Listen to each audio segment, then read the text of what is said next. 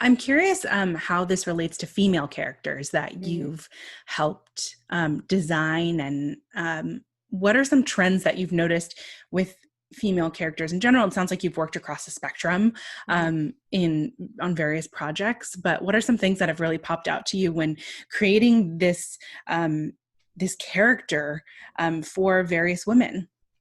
Yeah. Uh, the interesting thing about designing stuff for women is it's definitely been a changing shift in the actual kind of characters being represented. Mm, So you're getting much more of a, uh, you're getting more deeply thought out characters versus, often like you know, side points, yeah, uh, so that is great because we're getting to do more interesting things with telling women's stories. I think a large part of, I mean, my job is, also filmmaking, and what I do as a creative is a visual art based in literature. So I'm also very much tied to the script and tied to how we're depicting the script and how we're depicting the stories. So you always have to start with the script of who's this character in the story and what do they need. And then, it's always about trying to find a way to really bring out something that's positive. And I also feel really strongly that as a costume designer, unless an actor wants it personally, like I don't like to start at a place of sexualizing a woman's body yeah, because, we're everybody does it anyways, regardless of gender, right? We see an attractive man if we're interested in men, and we're like, damn boy, that's the same as, a guy being like, damn girl, like, yeah, ow, ow, that's the same. So we all do yeah. that.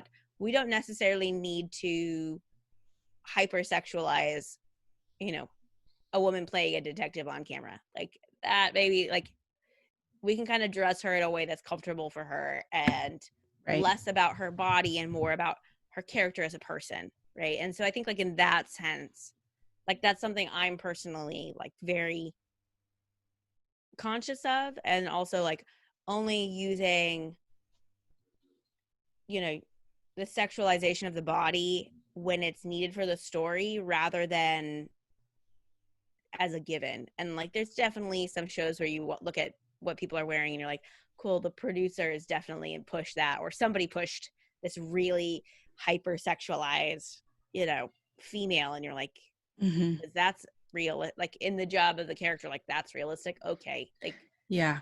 Well, um we see it all the time in film and media, and there are different, there are various documentaries like a misrepresentation that is yeah. that's talking about these images that we're seeing.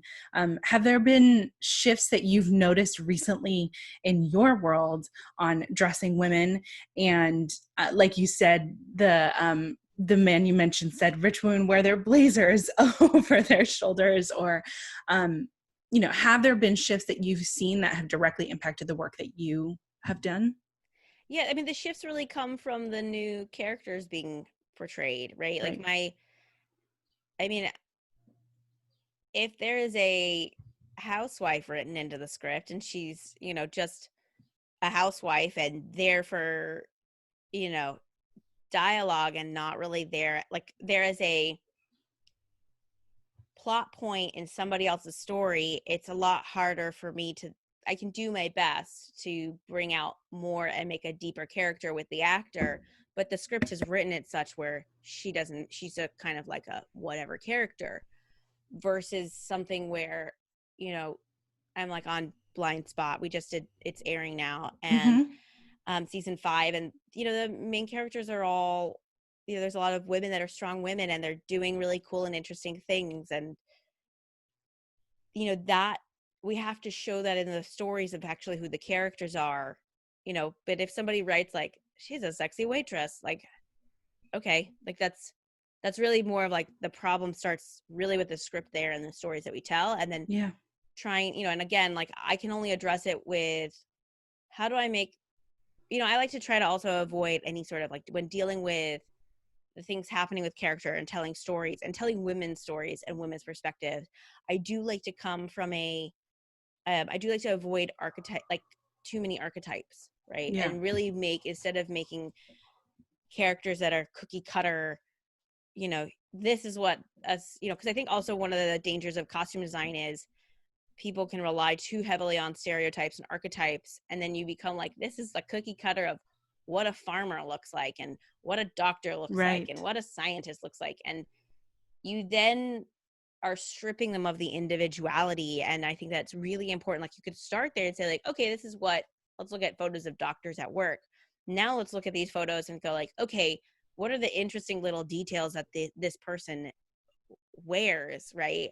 Like, oh, look, they've got like a little necklace, or they've got this, like, they've got a couple bracelets around them, or or some earrings that are interesting. So it just becomes like, it's funny. I had a medical procedure done, and actually my doctor was in her full scrubs and she had her earrings on, and I was like, oh, Wow. I love your earrings. And she was like, oh my gosh, I can't believe I'm wearing them. So I forgot. And then, like, she came back later and was like, I shouldn't have these on in the OR. Like, that's not professional. And I was like, oh, I thought it looked cool. It was Right. like, Like, because you're getting that sense of her personality. You're getting the yeah, human connection of yeah, what made her her. And yeah.